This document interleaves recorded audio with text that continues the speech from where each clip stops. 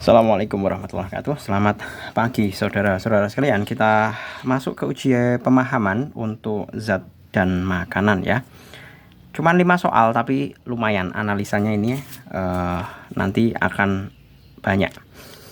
Nomor pertama, perhatikan fungsi makanan dan gambar bahan makanan berikut. Nah, ini kelihatan ya, ini adalah ikan yang potong melingkar. Jadi ini ikan. Tentunya ini bukan ikan air tawar yang gepeng-gepeng itu ya. Ini ikan laut ini. Karena dagingnya teksturnya kan tebal ini. Pertanyaannya, fungsi bahan makanan seperti pada gambar ditunjukkan oleh nomor. Kalau ikan, yang namanya ikan itu kan pasti dia mengandung protein ya. Di samping protein dia juga ada sedikit karbohidrat. Jadi dia bisa menghasilkan energi. Nah, mengenai fungsi utamanya kan tentunya adalah sebagai pembentuk jaringan baru. Jadi fungsi bahan makanan yang tepat adalah 1. Sumber energi. Benar. Menghemat protein bukan. Melezatkan makanan bukan. Melancarkan defekasi itu juga bukan. Melancarkan defekasi itu pakai serat ya. Pembentukan antibodi. Nah, ini nuansanya apa? Katanya pembentukan. Kemudian yang keenam, membentuk jaringan baru. Ini juga benar. Jadi secara umum yang namanya protein itu fungsinya untuk membentuk, pembentukan jaringan baru. Entah jaringan atau antibodi. Makanya protein itu kan dikatakan sebagai zat pembangun. Ya, diingat, protein adalah sebagai zat pembangun tubuh. Kita lanjut nomor 2, ketidakmampuan makan ketika sakit atau kelaparan saat krisis pangan berakibat kekurangan karbohidrat dan lemak sehingga terjadi depresi jaringan dan tubuh menjadi kurus. Bioproses yang terjadi pada kasus tersebut adalah bioprosesnya karena kekurangan karbohidrat, karena ya pada dasarnya karbohidrat itu kan sebagai sumber energi ya. Nah, manakala kita kekurangan karbohidrat, maka sumber energinya akan digantikan oleh istilahnya cadangan makanan yang ada. Nah, cadangan makanan yang ada itu siapa? Tentunya kan lemak. Kalau karbohidrat tidak ada, dia akan mengeksekusi lemak. Lemak tidak ada, dia akan mengeksekusi protein. Nah, padahal protein itu kan digunakan untuk membangun zat pembangun tubuh. Nah, karena proteinnya digunakan sebagai sumber energi, maka dari tubuh si anak itu umumnya akan menjadi kurus. Jadi kurus tinggal, biasanya tulang-tulang itu sampai kelihatan dan perutnya biasanya buncit. Seperti itu. Jadi dari pertanyaan 2 ini kita bisa memilih jawabannya adalah yang D.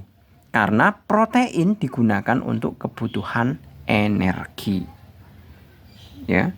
Jadi urutan eksekusinya karbohidrat itu biasanya dioksidasi dulu, kemudian kalau nggak ada karbohidrat kemudian menggunakan cadangan lemaknya. Kalau cadangan lemak nggak ada baru protein. Seperti itu.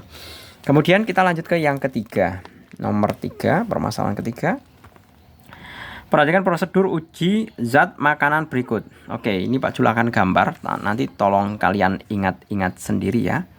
Benedicts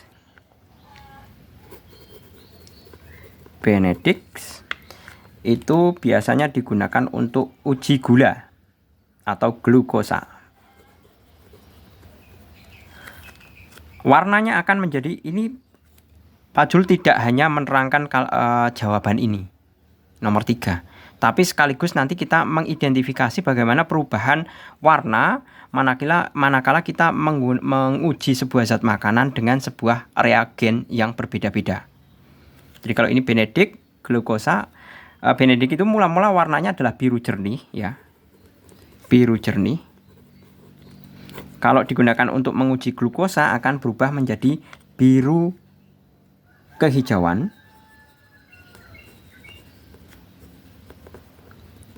Kemudian bisa juga kuning, bisa juga merah bata. Tapi umumnya adalah biru kehijauan. Nah, kalau tidak kita bisa di sini sesuai grafiknya ya, uji Lugol. Lugol biasa digunakan untuk menguji amilum.